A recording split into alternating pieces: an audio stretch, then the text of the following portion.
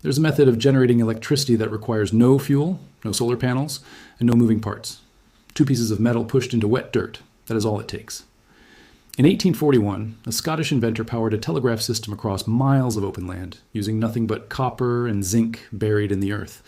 No wires connected to a power plant, no coal, no steam engine, just 2 metals and the ground beneath his feet. The device produced a steady current for months without maintenance. Then the telegraph companies realized something terrifying. If anyone could generate their own electricity from soil, no one would need to buy it. But they did not stop using it because it failed. They stopped because it worked too well. A method that turns dirt into a power source cannot be metered, and what cannot be metered cannot be monetized. This is the story of the Earth Battery, the oldest electrical generator in human history, and the secret, the energy industry buried beneath your feet. Welcome to Forbidden Camping. If you're not subscribed yet, hit subscribe and the bell.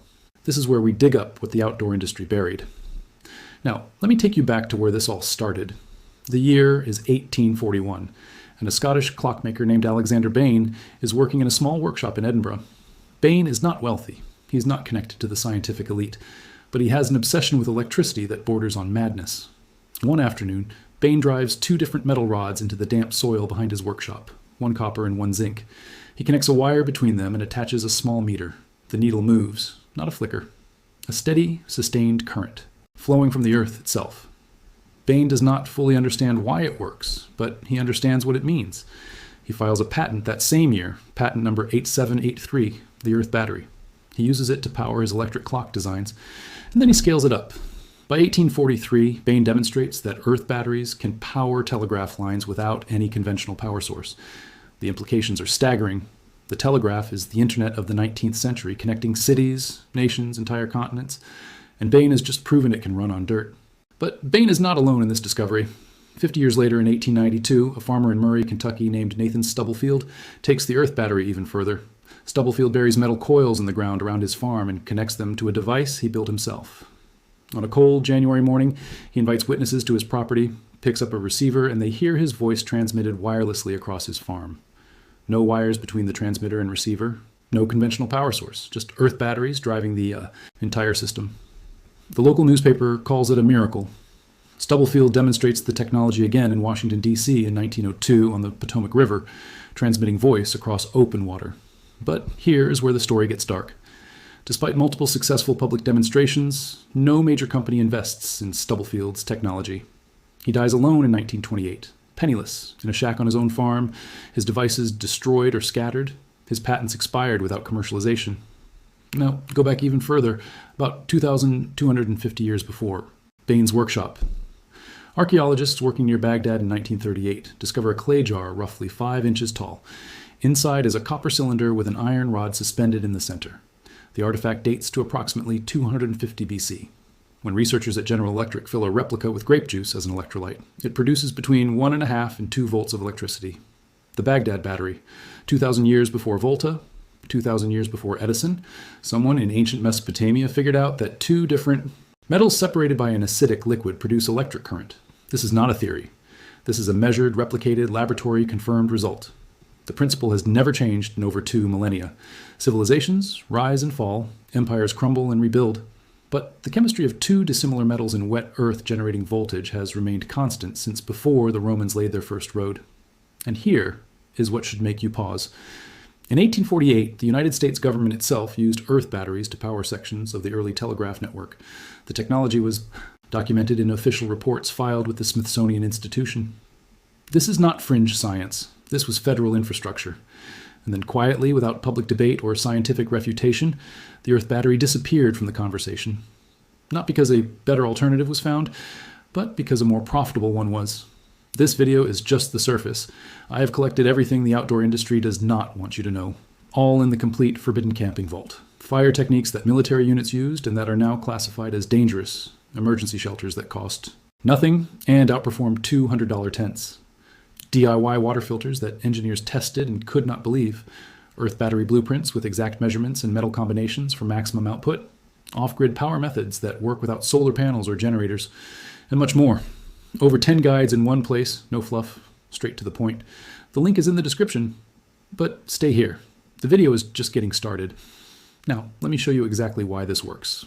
because the science is as elegant as it is simple. The principle behind the Earth battery is called galvanic corrosion, and it is one of the most well-documented phenomena in electrochemistry. When two dissimilar metals are placed in an electrolyte, which is any liquid that conducts ions, electrons flow spontaneously from the more reactive metal to the less reactive metal. This is not a hypothesis. It is a law of physics described by the electrochemical series that every chemistry student learns in their first year. Soil is a natural electrolyte. It contains water, mineral salts, organic acids, and billions of microorganisms that enhance ionic conductivity. Every handful of forest floor is a chemical soup perfectly suited to drive a galvanic reaction. The voltage depends on the metals you choose. Zinc and copper produce roughly 1.1 volts per cell. Magnesium and copper push closer to 2 volts, and aluminum and copper sit at about 1.5 volts. A single cell is not much on its own, but here's where it gets interesting. Connect 10 zinc and copper cells in series and you get 11 volts. Connect 20 and you hit 22 volts. That is enough to charge a smartphone, enough to run LED camp lights through an entire night, enough to power a small emergency radio for days. A study published by researchers at the University of Wisconsin in 2017 measured sustained current from soil-based galvanic cells over a period of 90 days. The cells showed less than 12% degradation over 3 months of continuous use. 12% over 90 days. Compare that to a conventional alkaline battery that loses up to 20% of its charge just sitting on a shelf unused. The United States Department of Agriculture published a soil conductivity survey showing that most forest soils in North America have electrical conductivity between 200 and 800 microsiemens per centimeter, well within the range needed for effective galvanic output. In other words, the dirt under any average campsite is already a functioning electrolyte waiting for 2 pieces of metal. A team at MIT demonstrated in 2015 that microbial fuel cells, which operate on a nearly identical principle, could power remote sensors in agricultural fields for over a year with zero maintenance. The numbers are not theoretical. They are field-tested, peer-reviewed, and repeatedly confirmed. And yet, if you search for Earth Battery on any major retailer, you will find exactly 0 products for sale. If you have made it this far, you already know more about off-grid power than 99% of people. Subscribe and share with someone who needs to remember what they made us forget. And remember, everything the industry buried is in the complete vault. Link in the description. Now, stay with me because the next part is the heaviest. So why is the Earth Battery not in every camping store, every survival kit, every emergency preparedness manual on the planet? Why does a technology documented by the United States government in 1848 not appear in a single modern outdoor catalog? Follow the money. The global battery industry generates over $150 billion in annual revenue. $150 billion. That is not a typo. 100. And $50 billion every single year, selling you devices that degrade, leak, expire, and need constant replacement. The average American household spends over $150 per year on disposable batteries alone. Multiply that by 130 million households, and you begin to see the architecture of dependence. Now imagine a technology where the raw materials cost less than $2, where the electrolyte is literally the ground you're standing on, where there is no expiration date. Because the electrochemical reaction renews itself as long as the soil stays moist. You cannot patent dirt. You cannot patent the electrochemical series. It is a law of nature. You cannot create a subscription model for copper and zinc, metals that any hardware store sells by the pound. And you absolutely cannot build a $150 billion industry around something a 12-year-old can assemble in a backyard with a handful of pennies and some galvanized nails. The entire economic model of the portable power industry depends on you believing that electricity requires complex, proprietary, expensive technology. The Earth Battery represents everything that model opposes. It is free, it is simple, it is infinite, and it is completely outside corporate control. So the Earth Battery had to be erased from the public conversation. Not banned. That would draw attention. Not debunked because the science is irrefutable, just quietly removed from textbooks, absent from hardware store shelves, missing from every mainstream survival guide published in the last 50 years. The same pattern repeats with every self-sufficient technology that threatens a revenue stream. They do not fight it. They simply make you forget it ever existed. And it worked. Until now. Here is exactly what to do. And it is almost insultingly simple. Start with copper and zinc. These give you the best balance of voltage, availability, and cost. Go to any hardware store and buy 14-gauge solid copper wire and galvanized steel nails. The galvanization is a zinc coating, which is your second electrode. Cut the copper wire into strips about 6 inches long. Take your galvanized nails. Standard 3-inch nails work perfectly. Find a patch of ground with moist, mineral-rich soil. Forest floors, garden beds, and areas near streams are ideal. Avoid sandy or extremely dry soil. Push one copper strip and one galvanized nail into the soil about 4 inches apart. Bury them at least 3 inches deep. That is one cell, and it will produce between 0.8 and 1.1 volts depending on your soil conditions. Now, here's the key.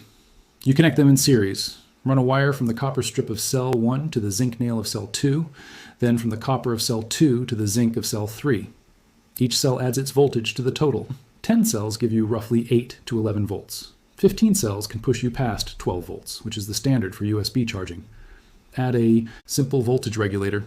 You can buy one for less than $2, and you have a functioning phone charger powered entirely by dirt. For camping, the setup takes about 20 minutes, and the materials cost under $5 total. Compare that to a portable solar panel at $80 to $150. That does not work at night, does not work under tree cover, and breaks if you drop it. Compare it to disposable batteries at $15 to $20 per trip that you throw away after a single use. Compare it to a portable power station at $200 to $500 that weighs 10 pounds and needs to be recharged from a wall outlet. The Earth battery weighs almost nothing, works day and night, works under any canopy, and the fuel source is the entire surface of the Earth. A camper in northern Maine tested a 20-cell copper and zinc Earth battery during a week-long backcountry trip and reported charging his phone 3 times and running an LED lantern every night. Total material cost, $4.37. I need to be honest with you about the limitations. Earth batteries produce low current. You're not going to run a refrigerator or power a cabin with this method. Soil moisture matters.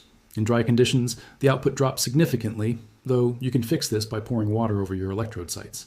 The zinc electrodes do corrode over time. Replacing the galvanized nails every few weeks keeps the system running at peak performance. And the initial setup takes patience.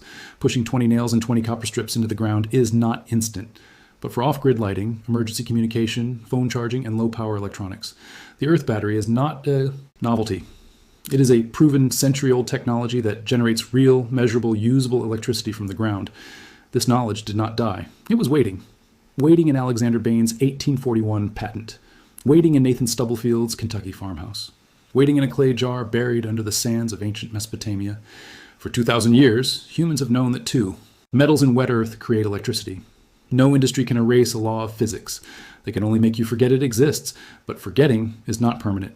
If this video opened a vault for you, subscribe and share it. Every share preserves what the energy industry tried to erase. Every subscription keeps this channel digging where they do not want us to look.